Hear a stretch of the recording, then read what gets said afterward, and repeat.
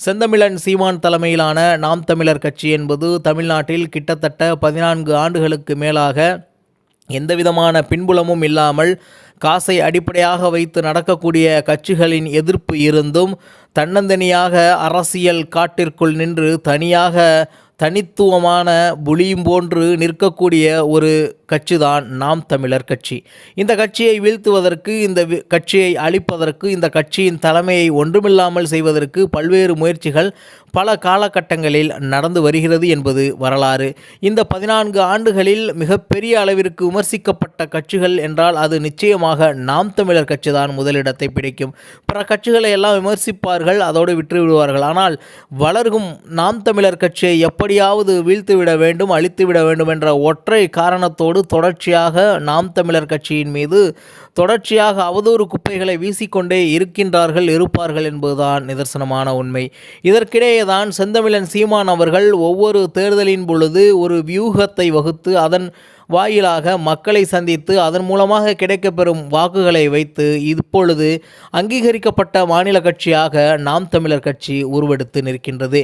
மேலும் இது தொடர்ச்சியாக இதற்கு பின்பும் இதே போன்றுதான் செயல்படும் என்பதற்கு சரியான நேரமாக இந்த நாம் தமிழர் கட்சியின் இப்பொழுது 2026 தேர்தல் இருக்கப் போகின்றது. காரணம், 2026 தேர்தலில் நாம் தமிழர் கட்சி என்ன முடிவெடுக்கப் போகின்றதோ ஒட்டுமொத்த தமிழ்நாடு அரசியலும் அதற்கு தகுந்தாற்போல் திரும்பிவிடும் என்பதுதான் நிதர்சனமான உண்மை. செந்தமிழன் சீமான் அவர்கள் கூறுகின்றார், 20% வாக்குகள் கிடைத்த பிறகு நிச்சயமாக எங்கள் தலைமையில் மாபெரும் கூட்டணியை அமைத்து நாங்கள் அடுத்த முதலமைச்சர் வேட்பாளருக்கு போட்டியிடுவோம் என்று செந்தமிழன் சீமான் அவர்கள் ஒரு பேட்டி ஒன்றில் தெரிவித்திருப்பது குறிப்பிடத்தக்கது. அந்த அடிப்படையிலேயே தொடர்ச்சியாக எல்லா முயற்சிகளும் எடுத்து சென்று கொண்டிருக்கின்றது நாம் தமிழர் கட்சி. நாம் தமிழர் கட்சி என்பது தொடர்ச்சியாக தமிழுக்காகவும் தமிழருக்காகவும் தமிழ் மண்ணுக்காகவும் தமிழ் மக்களுக்காகவும் மேலும் இங்கே இருக்கக்கூடிய இயற்கை வளங்களுக்காகவும் அதற்காக இருக்கக்கூடிய அரசியலுக்காகவும் தொடர்ச்சியாக முயற்சித்து வருகின்றது. இதில் ஏதாவது ஒரு இடத்தில் எங்கே ஒரு இடத்தில் பிரச்சனை நடந்தாலும் அங்கே முதல் ஆளாக முன்னாளாக நின்று அதற்கான உண்மையையும் நேர்மையையும் எப்படி சரி செய்ய வேண்டும் அந்த இடத்தில் அந்த பிரச்சனைகளை என்பதையெல்லாம் முதலாளாக நின்று செய்யக்கூடியது இதுவரை நாம் தமிழர் கட்சியும் செந்தமிழன் சீமானும் தான்.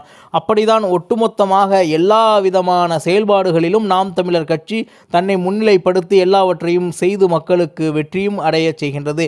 ஆட்சி கற்றலில் ஏறாமல் அதிகாரத்தை அடையாமல் தொடர்ச்சியாக மக்களுக்கு நன்மை செய்யக்கூடிய ஒரு கட்சியாக இந்த தமிழ் மண்ணில் இருக்கிறது என்றால் அது நாம் தமிழர் கட்சியும் செந்தமிழன் சீமானும் மட்டும்தான்.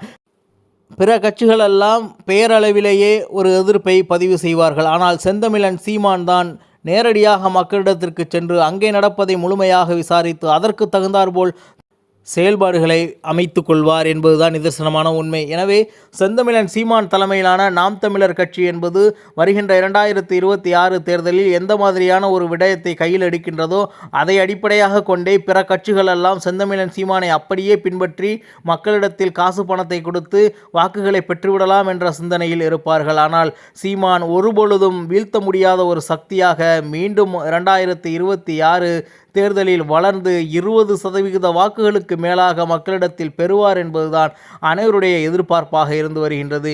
இது நிச்சயம் ஒரு நாள் செந்தமிழன் சீமான் அவர்கள் சொல்வது போன்று ஒரு நாள் நிச்சயமாக இது வெல்லும் என்பதுதான் நிதர்சனமான உண்மை. இலக்கு ஒன்றுதான், தமிழ் பேரினத்தின் விடுதலை. நன்றி, வணக்கம். நாம் தமிழர்.